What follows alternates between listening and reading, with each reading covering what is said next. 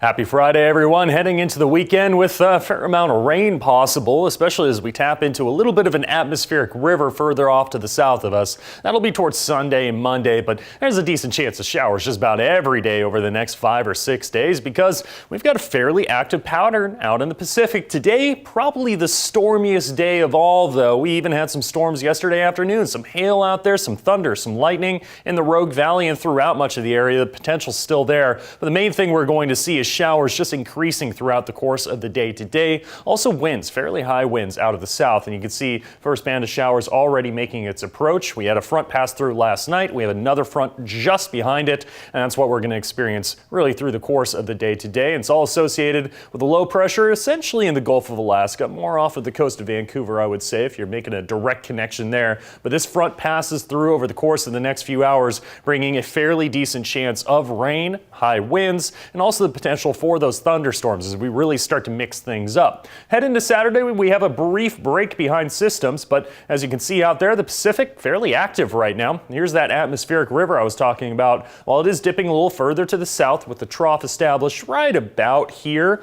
well, that'll start to dip further to the north, and that'll bring us more rain as we go into Monday and Tuesday of next week. You can see there's a lot going on out there, so essentially every day has a chance of showers, a little bit of breaks in between Saturday morning into the early afternoon, for example. A bit of sunshine out there, so if you have something to do outside, that's probably the time to do it, because otherwise, fair amount of shower activity. Those chances continue into Sunday, and that's prompting some watches, prompting some warnings. First thing we'll touch on is the winds. We have a wind advisory for parts of Siskiyou County, Klamath, and Lake County. Could see some gusts up to around 50, 55 miles per hour. Del Norte County included in that, so do be aware of that if you're driving around, especially high-profile vehicles like semi-trucks or trailers. And then flooding. Possibility of flooding in aerial watch areas, so Curry, Douglas, Josephine, and western Siskiyou County could possibly be dealing with that. Essentially, it means some of the smaller streams in areas where there have been recent burn scars, so the Checo Bar fire, the Klondike fire, those are areas susceptible to flooding due to this, and 4 to 8 inches of rain possible over the course of the weekend, so we are keeping an eye on that. That lasts till about Monday, then we start to dry out just a bit towards Tuesday and Wednesday. But you can see that front fairly well established out there off of the coast. So as we go through the morning, that moves onshore, winds start to pick up. A little bit of snow over the higher elevations. We're talking about 5,000 to 6,000 feet, those snow levels. It's still fairly high up there. Some rain is going to be the main thing that a lot of us experience. Then later in the day, as I mentioned, we do take a little bit of a break. Some potential as we get into Saturday morning, but a little bit colder. So let's call it about 5,000 feet or so. A lot of the snow coming down, still higher up in the mountains. A little bit more dry for areas like the Rogue Valley. That clears out just a bit. As I mentioned, a little breaks,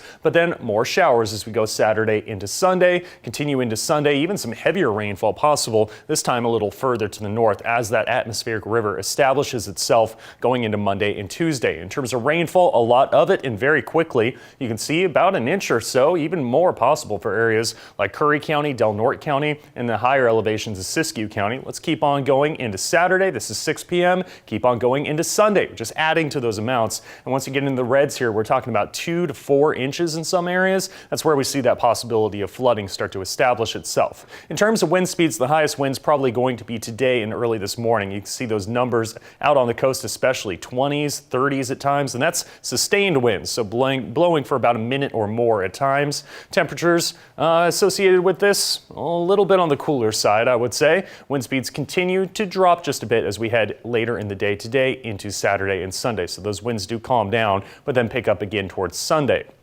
Checking out the coast, rain and wind with isolated thunderstorms possible. Your highs out of the high winds, that is, out of the south, 15 to 30 miles per hour, some gusts up to 45 miles per hour.